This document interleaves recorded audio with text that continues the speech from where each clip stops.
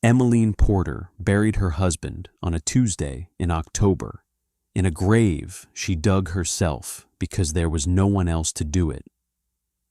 The ground was already starting to harden with the first hints of frost, and her shovel rang against the soil like a bell announcing something no one wanted to hear.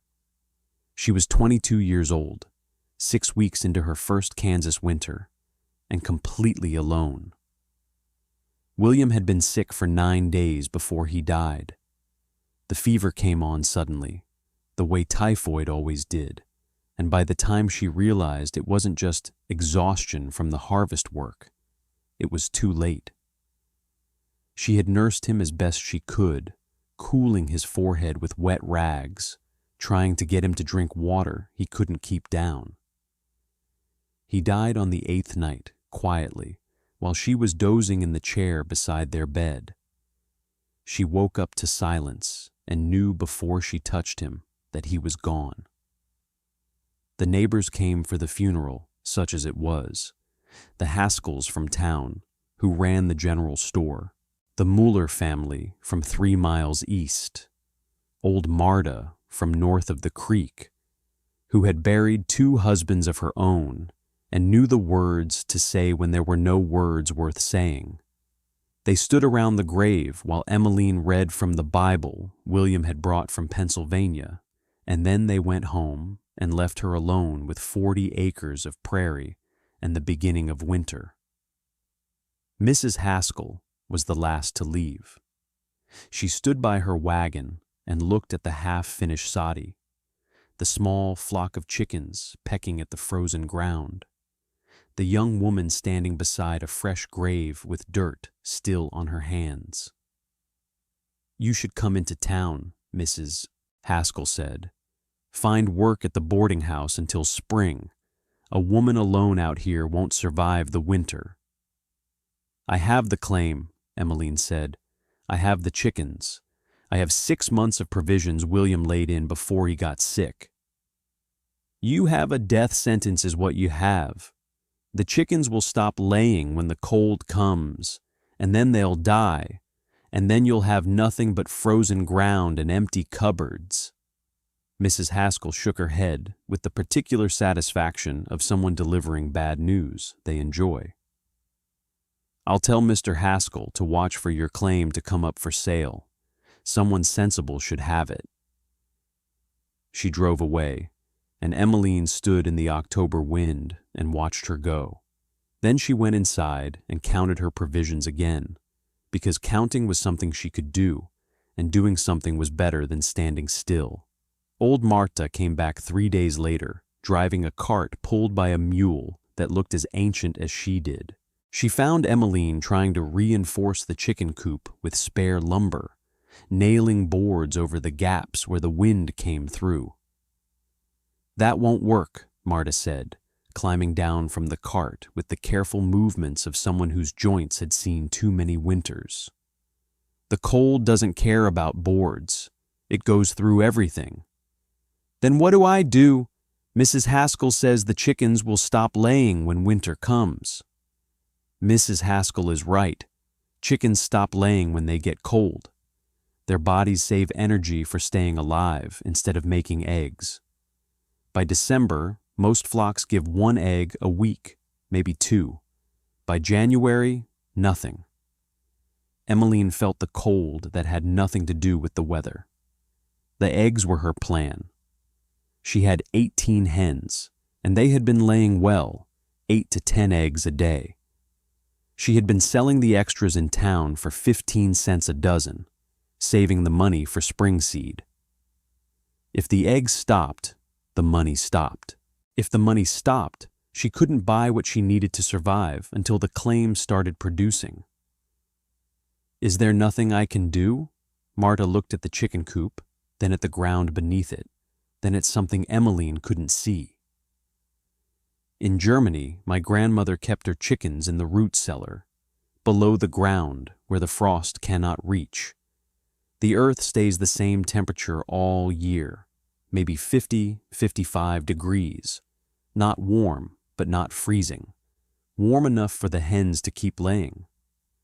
I don't have a root cellar. Then you dig one. Stay with me, because the way she built that underground coop is the reason she had eggs to sell when every other farmer in the county had nothing but frozen birds and empty nesting boxes. The digging took 3 weeks. Emmeline worked from dawn until her arms wouldn't lift the shovel anymore. Then she ate dinner and slept and woke up to do it again. She chose a spot on the south side of a small rise, where the ground would drain away from the hole instead of into it. She dug down 8 feet, then expanded the bottom into a chamber roughly 10 feet square. The walls were dirt, packed hard by the weight of the earth above them. She reinforced them with scrap lumber where they seemed soft, but most of the structure was solid prairie clay, stable and dry. The floor she covered with a thick layer of straw 6 inches deep, enough to insulate the birds from the cold ground and give them something to scratch in. The ceiling was the tricky part. She couldn't afford proper lumber, and the sod bricks she had learned to make for the house walls were too heavy for a span this wide. She solved it by building a low wooden frame, just 3 feet above the floor of the chamber, and covering it with layers of prairie grass and dirt until it matched the surface of the rise. The result looked like nothing at all from above, just a small hill with a wooden door set into its side. The door faced south, away from the north winds that would bring the worst of the winter cold. She built a small vestibule, an airlock of sorts, so that opening the outer door wouldn't let all the warm air escape at once. The inner door was just a heavy canvas flap, easy for her to push through but enough to hold the heat inside. The final piece was the most important: light. Chickens need light to lay. Not warmth, not food, not comfort. Light. Their bodies respond to the length of the day, and when the days get short, they stop producing eggs. In a cellar 8 feet underground, there was no natural light at all. Emmeline solved this with a simple skylight. She cut a hole in the roof of the chamber and covered it with a piece of glass she had salvaged from a broken window in the abandoned claim 2 miles west. The glass was cracked but intact, and it let in enough daylight to fool the hens into thinking the days were longer than they were. She angled the hole to catch the southern sun, maximizing the light in the short winter days. She moved the chickens underground on the 1st of November, 2 days before the first real snow. They protested at first, confused by the darkness and the strange new space. But within a week, they had settled in, scratching at the straw, roosting on the low perches she had built, behaving like chickens do when they feel safe and warm. The temperature in the chamber was 52 degrees. Not warm by human standards, but warm enough for chickens to be comfortable. Warm enough for their bodies to keep producing eggs instead of shutting down for survival. Mrs. Haskell came out to check on her in late November, riding in a wagon with her husband at the reins. They found Emmeline splitting wood beside her soddy, working steadily despite the cold, looking nothing like a woman who was about to give up. "Mrs. Porter," Mrs. Haskell called from the wagon, not bothering to climb down. "I see you're still here." "I am." "And your chickens? Surely they've stopped laying by now. Ours gave their last egg 3 days ago." Emmeline set down her axe and wiped her hands on her apron. "Would you like to buy some eggs, Mrs. Haskell? I have 2 dozen fresh ones in the house." She watched the older woman's face go through several expressions, none of them pleasant. "That's impossible. No one has eggs this time of year." "I do. 15 cents a dozen, same as always. Or I can take them into town myself if you'd rather not buy from a woman who's about to abandon her claim." Mrs.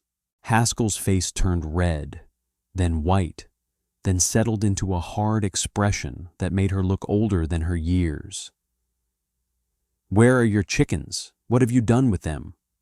Emmeline smiled, a small expression that didn't reach her eyes. They're underground, Mrs. Haskell, where it's warm. Would you like to see?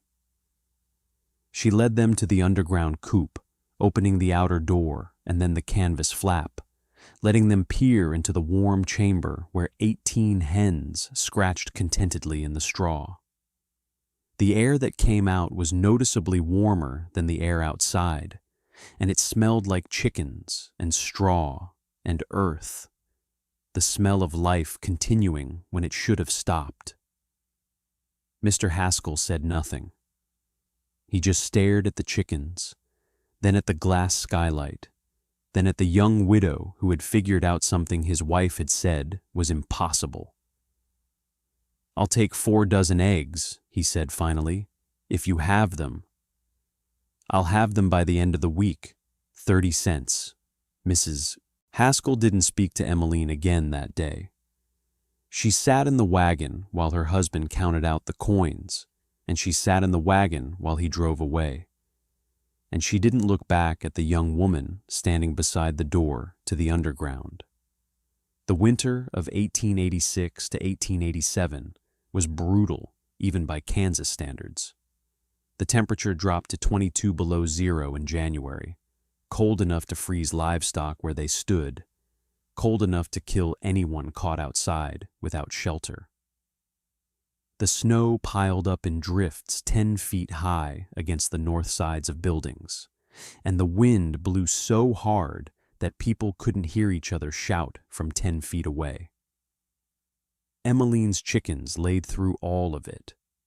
The underground chamber stayed at 52 degrees, warmer on the days when she climbed down to collect eggs, and her body heat added to the space.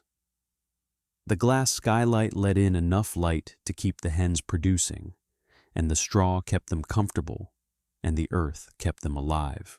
She collected between 6 and 8 eggs per day all winter, slightly less than she had gotten in the fall, but far more than anyone else in the county. She sold them for 15 cents a dozen in November, then 20 cents in December when the supply disappeared, then 30 cents in January when eggs became genuinely rare. By February, she was charging 50 cents a dozen and still had customers lined up. The money accumulated in a jar under her floorboards, coins that represented not just survival, but something more. She was making money. She was making money in the dead of winter, when everyone else was burning through their savings and praying for spring. She was making money while Mrs. Haskell's hens sat in their frozen coop and produced nothing but the occasional frozen corpse. The Haskells lost 11 of their 30 chickens that winter, frozen solid in a coop that had been built the way coops were always built, above ground, exposed to the wind, as vulnerable to the cold as the birds it was supposed to protect. The survivors stopped laying in late November and didn't start again until April. Mrs. Haskell bought eggs from Emmeline every week. She sent her husband to do it because she couldn't bring herself to face the young widow she had dismissed as a fool. She paid 50 cents a dozen and never complained about the price, because what choice did she have? Her hens weren't laying. No one's hens were laying, except for the widow Porter's hens, which were scratching around in a hole in the ground and producing eggs like it was still September. Old Marta came to visit in March when the worst of the winter had passed and the roads were becoming passable again. She found Emmeline in excellent health, her provisions barely touched, her money jar full enough to buy spring seed and then some. She found the underground coop functioning perfectly, the hens fat and content, the nesting boxes full of eggs. "You did it," Marta said, and there was something in her voice that sounded almost like pride. "You survived." "I did more than survive. I made money. I saved enough to buy a plow and a team to pull it. I can work the 40 acres now, really work them, not just scratch at the edges like William and I were doing." And the chickens? I'm keeping them underground year-round. It's cooler in summer, warmer in winter. They lay better than any flock I've ever seen. I'm thinking of expanding, building another chamber, getting more birds. Marta nodded slowly, her weathered face creasing into something that might have been a smile. My grandmother would have liked you. She always said the best farmers are the ones who think like the earth, not against it. Spring came slowly to Kansas that year, the snow melting in fits and starts, the ground taking weeks to thaw. But when planting season finally arrived, Emmeline was ready. She had seeds. She had a plow. She had a team of mules she had bought from a farmer who was giving up and heading back east. She had everything she needed to make the 40 acres produce. And she still had the chickens, still laying underground, still producing the eggs that had saved her life. The Haskells sold their store in 1889 and moved to Denver.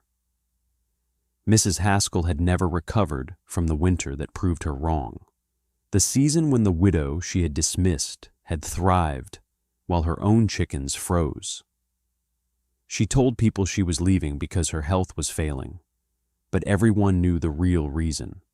She couldn't stand living in a county where a 22-year-old widow had out-farmed her. Emmeline bought the general store with cash.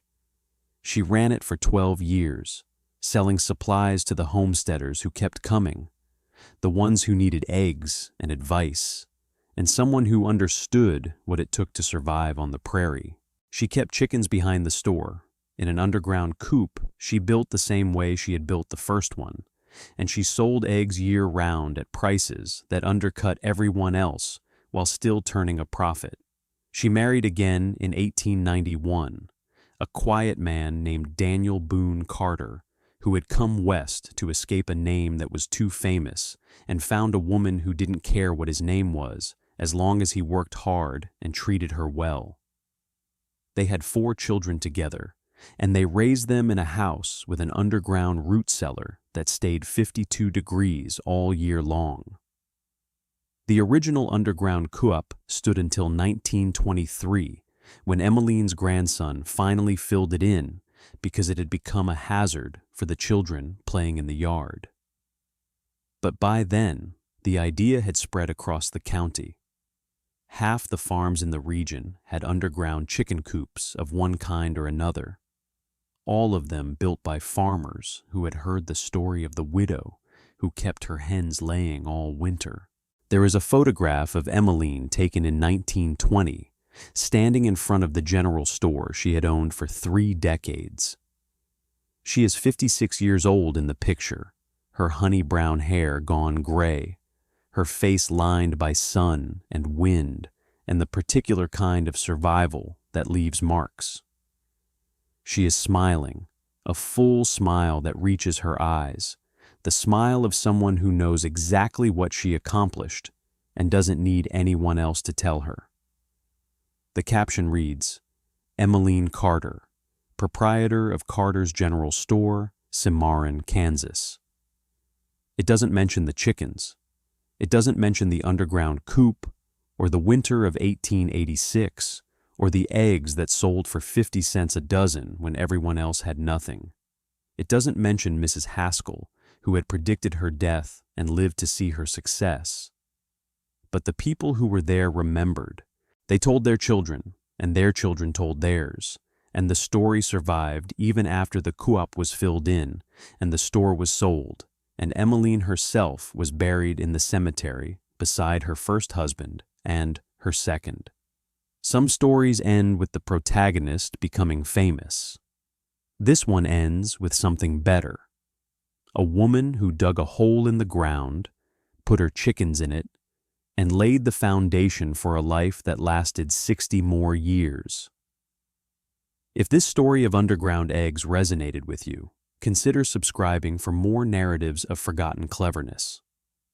What is the hole in the ground in your own life that could keep producing when everything above it has frozen solid?